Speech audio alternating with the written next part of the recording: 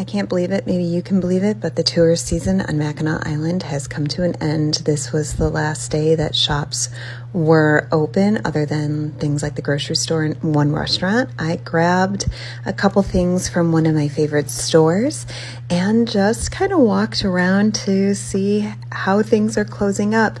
Stores have empty windows are covered. It's as if the stores are going to bed for the winter. Though some stores will stay open, some fudge factories, they're not factories, fudge places will continue to make fudge for Christmas time. Some stores sell their products online all year round, but for the majority of places, they will be shut down until April of next year because we are a tourist island. Though we are open all year round, you can come and stay in a limited selection of hotels all year round. There is just a very different vibe now that tourist season has ended. Here I am jumping on my bike, and I'm going to take you for a little bike ride through town.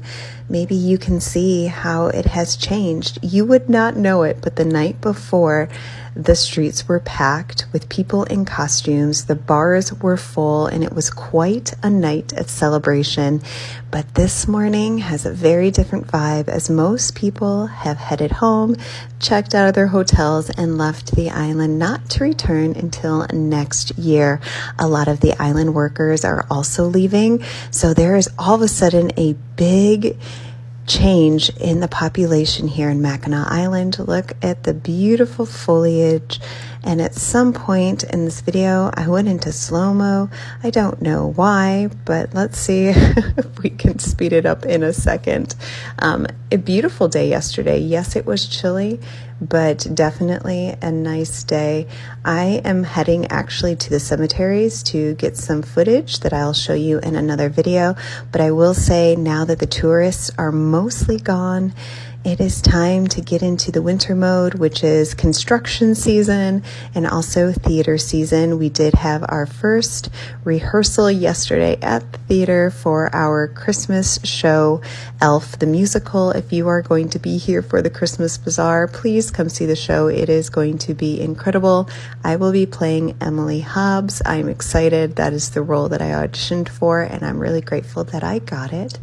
As you can see, there are very few people on the trails and paths and streets. It is back to us on the island. The influx that we get of different people, other than residents, are construction workers. In the winter, there's a huge population, and by huge, I don't know, maybe a couple hundred. I honestly have no idea.